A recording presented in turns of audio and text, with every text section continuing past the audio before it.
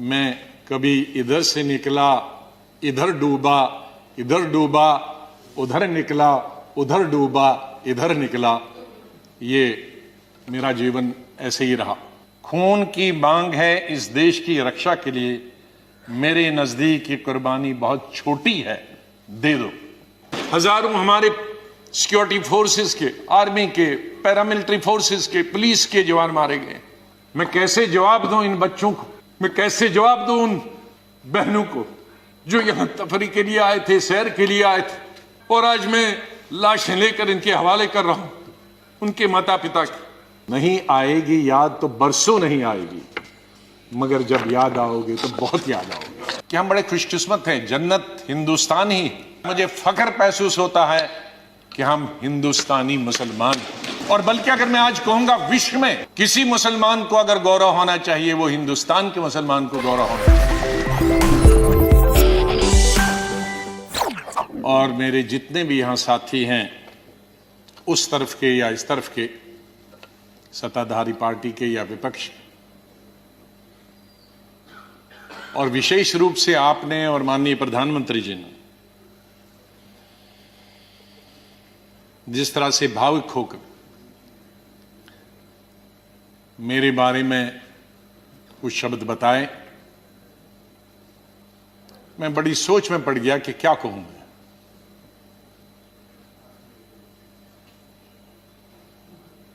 मैं इन 41 वर्षों में जो मेरा लेजिस्लेटिव कैरियर रहा, 28 साल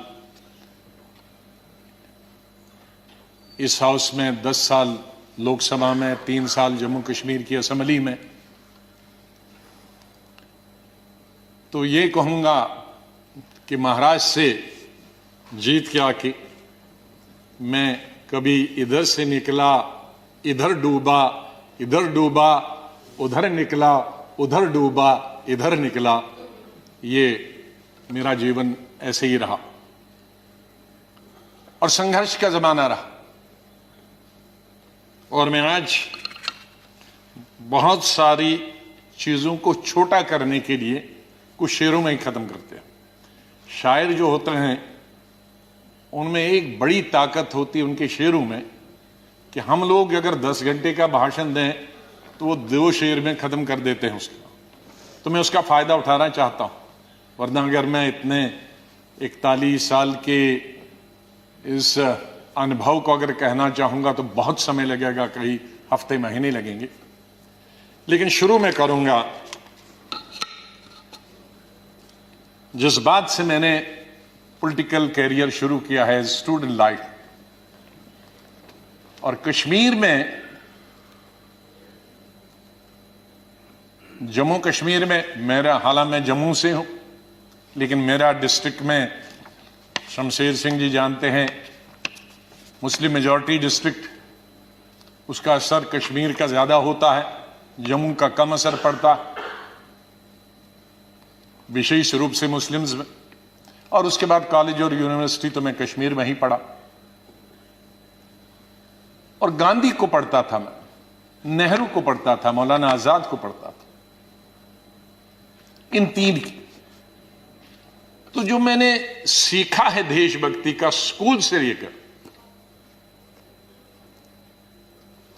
और वो देशभक्ति आज उन नौजवानों की नजर में जो सियाचिन में है, जो जम्मू कश्मीर में कई दशकों से हैं, ठंड में है, बर्फ में है, उनके नाम से शुरू करता हूं मैं। खून की मांग है इस देश की रक्षा के लिए, खून की मांग है इस देश की रक्षा के लिए, मेरे नजदीक ये कुर्बानी बहुत छोटी है, दे दो।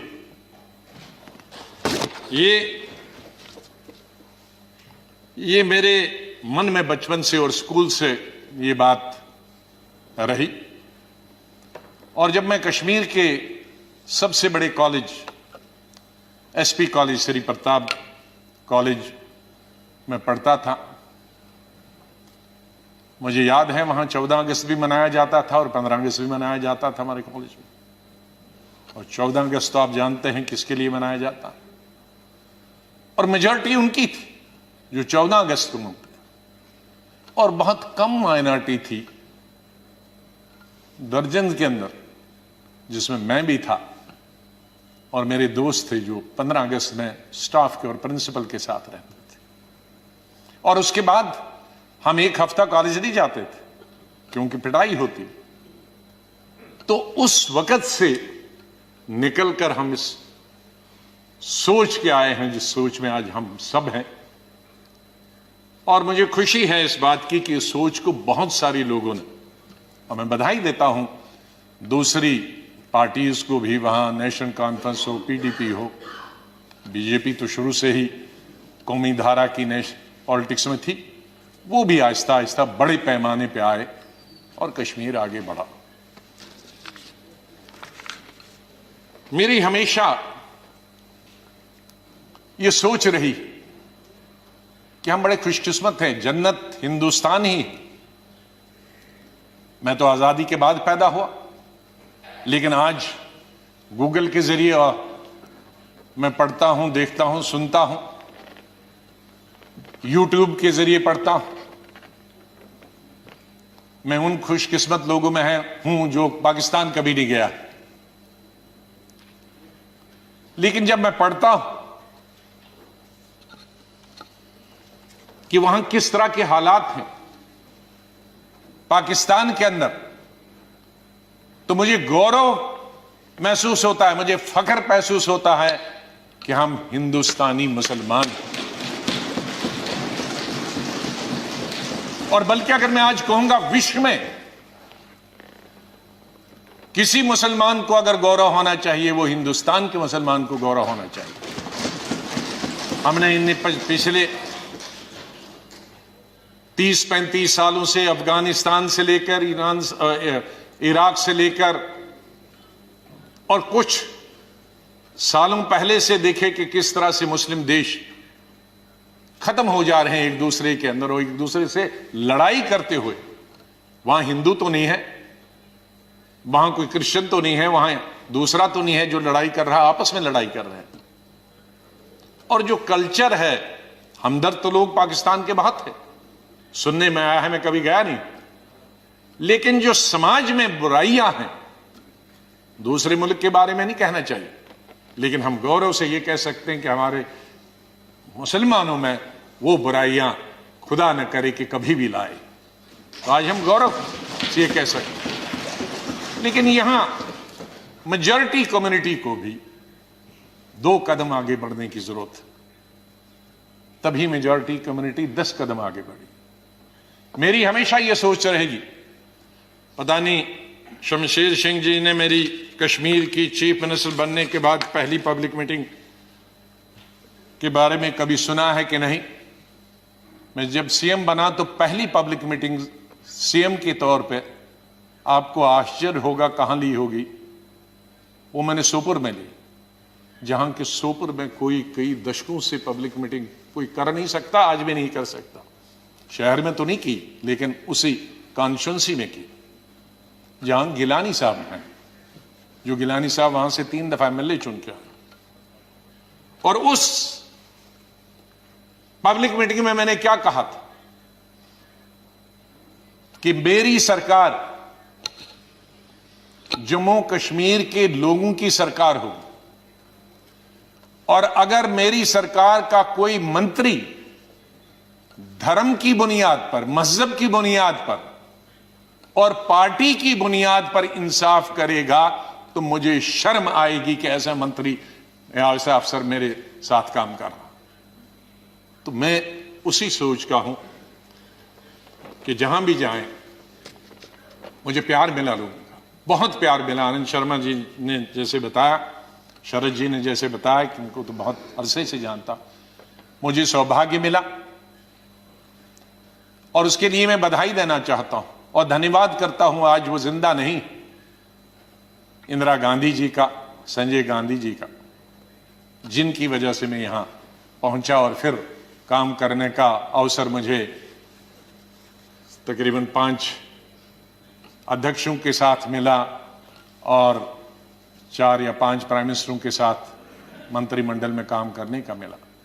लेकिन अवसर ये मिला कि मैं हिंदुस्तान के सभी 35-36 यूटीज और स्टेटों का इंचार्ज करने का अवसर मिला। तो आज मेरे दोस्त, भाई, बहनें, मैं ये कह सकता हूं कि अंडमान से लेकर और लक्षद्वीप तक और कश्मीर से लेकर कन्याकुमारी तक, सिक्किम से लेकर गुजरात तक, ये बहुत एक चीज कमाई।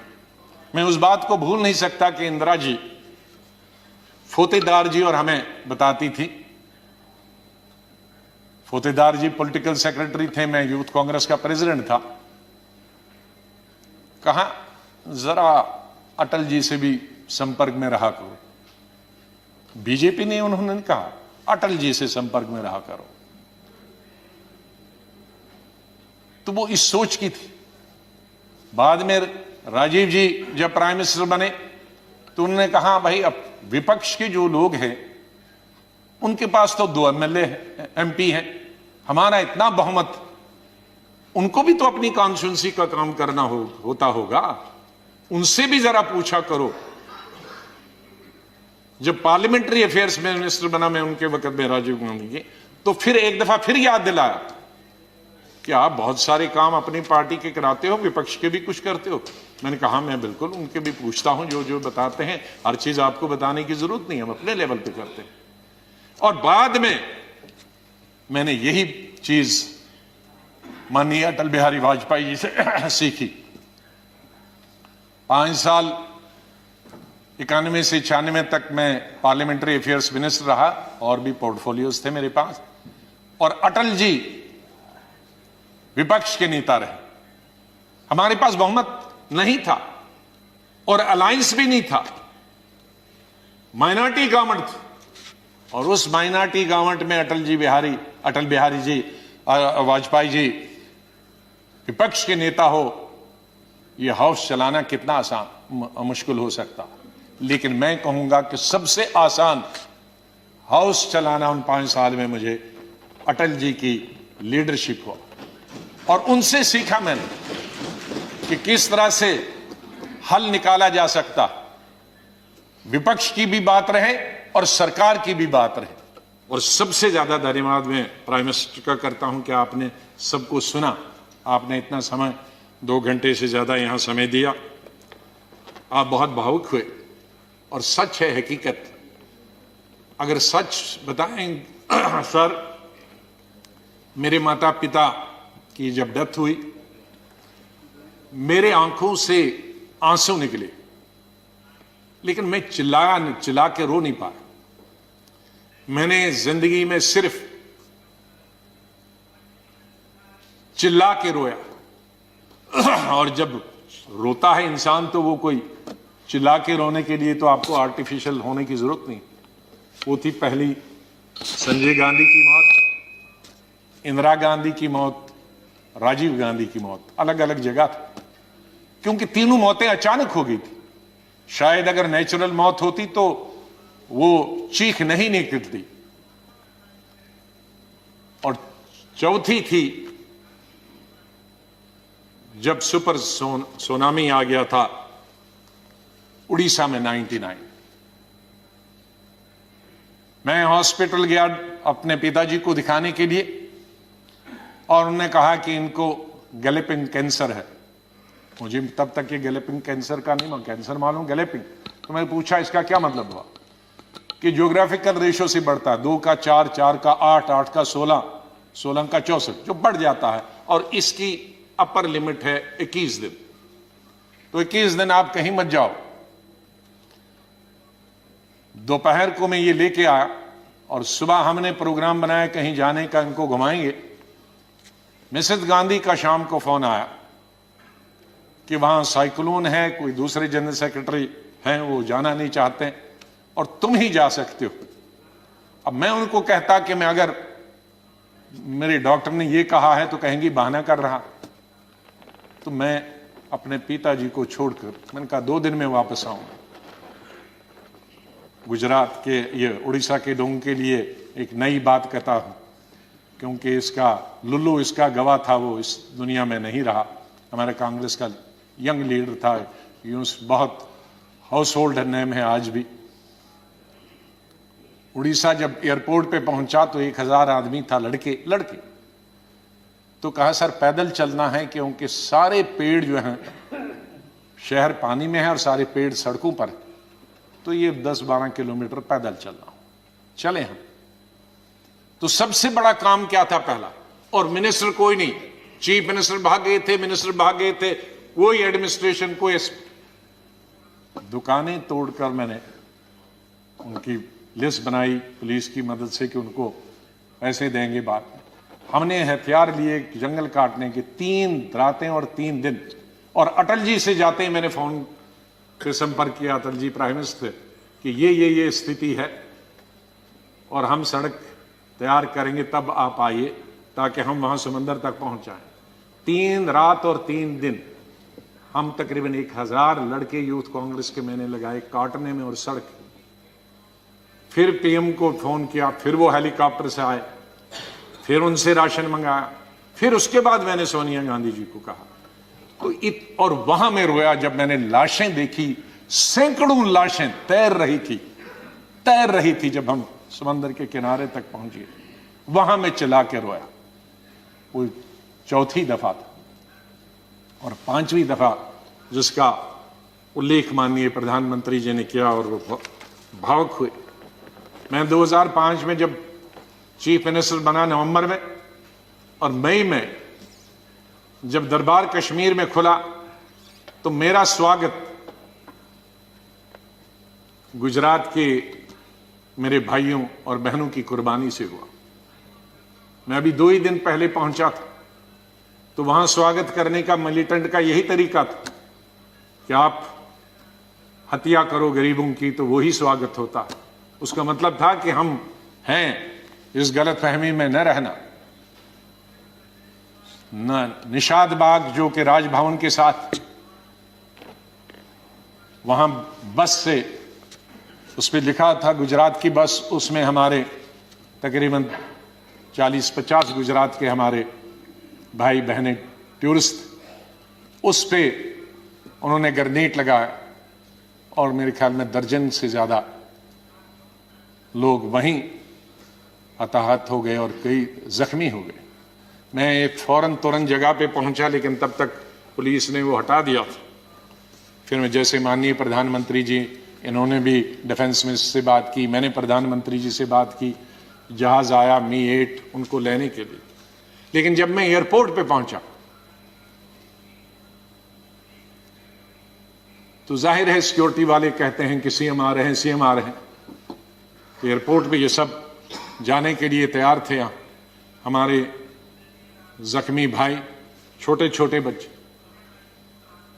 तो जब मैं एयरपोर्ट पे पहुंचा तो इन बच्चों ने, जिसका किसी का पिता मर गया था, किसी की मां मर गई थी, वो रोते रोते मेरे टांगों से जब लिपट गए तो मैं जोर से मेरी आवाजें निकल गई, ए खुदा ये क्या तुमने किया।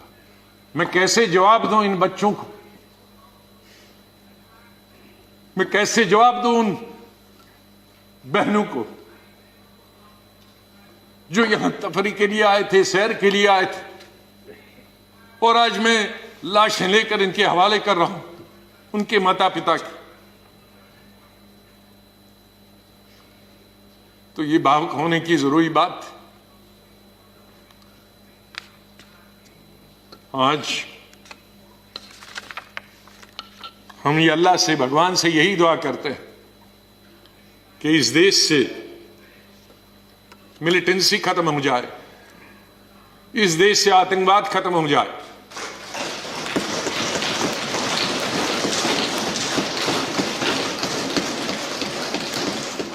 हजारों हमारे सिक्योरिटी फोर्सेस के, आर्मी के, पैरामिलिट्री फोर्सेस के, पुलिस के जवान मारे गए, सिविलियन कई क्रॉस फायरिंग में मारे गए, हजारों हमारी बेटियां और माएं आज बेवा, शायद उनका पति किसी का मिलिटेंट भी, कईयों के मिलिटेंट होंगे, कई क्रॉस फायरिंग। कश्मीर के हालात ठीक हो जाएं। मैं इससे पहले कि कुछ अशार बोलूं, पहले मैंने अपनी फौजियों के नाम बताया था, लेकिन ये शेर मैं बोलना चाहता हूं मेरे कश्मीरी पंडित भाइयों और बहनों के लिए। जब मैं कश्मीर में पढ़ता था तो सबसे ज्यादा वोट में यूनिवर्सिटी में जब जीत के आता था तो कश्मीरी पंडित मेरे सबसे ज्यादा लड़के लड़कियां वोट देते थे। बहुत सारे लोगों को मालूम नहीं कि कश्मीर में लड़कियां हिंदुस्तान के मुकाबले में सबसे ज्यादा, जम्मू में नहीं, कश्मीर में। जिस वक्त मैं एमएससी कर रहा था तो साइंस में तकरीबन 50% लड़कियां होती थी और आर्ट्स में 90%। तो ओवरऑल ज्यादा लड़कियां पोस्ट ग्रेजुएशन पढ़ती थी। तो मैं जब यूनिवर्सिटी का इलेक्शन लड़ता था तो हमारे कश्मीरी पंडित लड़के हुई या लड़कियां, सबसे ज्यादा वोट मुझे 100% मिलते थे। मैं 99 भी नहीं कहूं। दोस्त हैं आज वो बिखरे हुए। मुझे बहुत अफसोस होता है जब मैं उनसे मिलता अपने क्लासमेट्स। ये उन कश्मीरी मेरे भाई पंडितों के नाम जिनके जो घर से बेघर हो गए, उन कश्मीरी बेवाओं के जो बेवाएं हुई हैं और बच्चे हुए और जो वहां से बिछड़ गए, उनके लिए शेर अर्ज करता हूं। गुजर गया, और ये हमारा जो आज मुद्दत खत्म हुई इसके लिए भी कह सकता हूं। गुजर गया वो जो छोटा सा एक फसाना था, गुजर गया वो जो छोटा सा एक फसाना था। फूल थे, चमन था, आशियाना था। गुजर गया वो जो छोटा सा एक फसाना था। फूल थे, चमन थे, था, आशियाना था। न पूछ उजड़े नशे मन की दास्ता। घोंसला उजड़ गया। न पूछ उजड़े नशे मन की दास्ता। न पूछ थे 4 तिनके मगर नाम आशियाना तो था।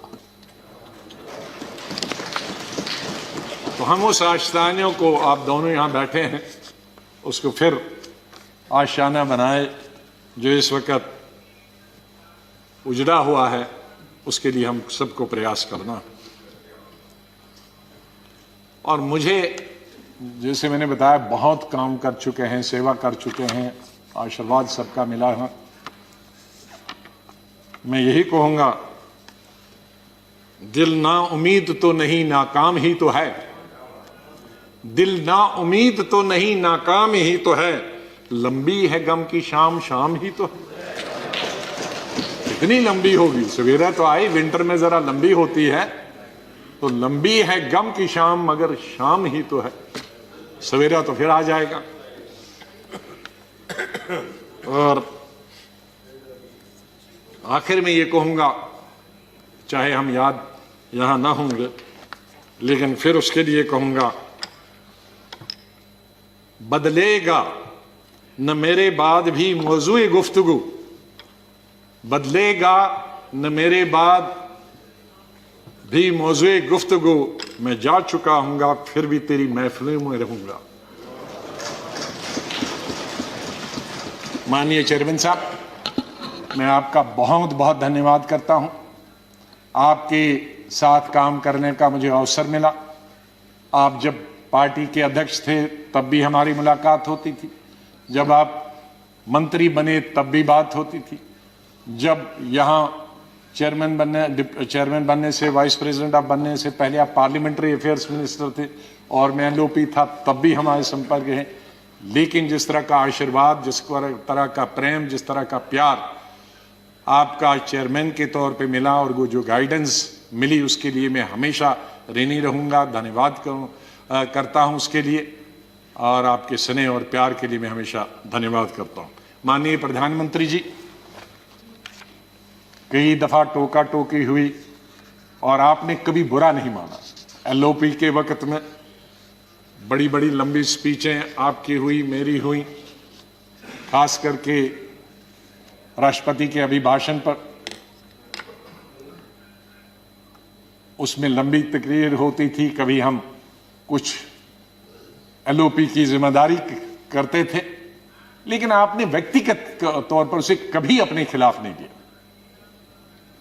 हमेशा भी आपने पर्सनल कॉन्टेक्ट्स को और पार्टी की जो जिम्मेदारी है उसको दूर रखा। कभी ईद हो, दिवाली हो, बर्थडे हो, उसमें बराबर आपने कभी भी कमी नहीं की फोन करने की। सबसे पहले या तो मेरे पार्टी प्रेसिडेंट का आता था या आपका आता था। दो आदमियों का तो अनिवार्य, हमारे प्रधानमंत्री और कांग्रेस प्रेसिडेंट मिसेस गांधी। और आपने हमेशा बताया कि कभी अपनी स्टेट के बारे में हो और कोई काम हो तो मुझे आप कभी भी बताना। मुझे याद है जब मैं राज्यसभा इलेक्शन लड़ने गया तो आपने कुछ कहा कि भाई आपको कुछ जरूरत है। मेरे का वो तो लड़ाई है, आपका कैंडिडेट है, मैं कैंडिडेट हूं, उसमें आप कुछ नहीं कर सकते। तो ये एक पर्सनल टच जो होता, आदमी भावुक हो जाता, आदमी सेंटिमेंटल हो जाता, आदमी इमोशनल होता। और मेरे संपर्क तो विपक्ष के साथ आज से नहीं, जब पहली दफा मैं एमओएस बना था तब से लेकर आज तक, क्योंकि हम मिलके ही देश को चला सकते हैं। लड़ाई करके, गालियां देकर नहीं, हम अपनी बात अपने भाषणों के जरिए कर सकते हैं। मैं आपका बहुत धन्यवाद करता हूं। मैं माननीय डिप्टी चेयरमैन साहब, मेरे यहां हम बेंचमेट रहे, वो हमेशा मुझे याद रहेगा। बहुत सिंपल आदमी है, स्ट्रेट फॉरवर्ड है। कभी कभी हम नाराज होते हैं स्ट्रेट फॉरवर्ड, लेकिन स्ट्रेट फॉरवर्ड हमेशा वो लोग नाराज होते हैं। और शरद पवार जी से लेकर और यादव जी से लेकर और सब लोग हमारे लीडरों का तो मैं बहुत ही धन्यवाद, सब लेफ्ट राइट एंड सेंटर, नाम क्यों कि कुछ लूंगा तो बहुत सारे हमारे साथी नाराज होंगे। तो चेयरमैन साहब से लेकर और प्रधानमंत्री जी से लेकर, मैं सेक्रेटरी जनरल साहब का कैसे और सेक्रेटरीट का कैसे धन्यवाद कर सकता हूं, मुश्किल है करना, क्योंकि इनका सहयोग मिला बहुत हमेशा। हर वक्त जब भी हमने कुछ चाहा इंफॉर्मेशन पार्लियामेंट की या कोऑर्डिनेशन के बारे में आप तक पहुंचने की बात की, तो सेक्रेटरी जनरल साहब ने और सेक्रेटरीट ने हमने हमेशा हमारी मदद की है। और आखिर इस शेर से मैं आपसे विदाई लेता हूं, और इंशाल्लाह हम मिलते रहेंगे, चाहे यहाँ नहीं मिले लेकिन आगे एक दूसरे के पास आ जा सकते हैं। नहीं आएगी, मैं आप लोगों से बोल, नहीं आएगी याद तो बरसों नहीं आएगी, मगर जब याद आओगे तो बहुत याद आओगे।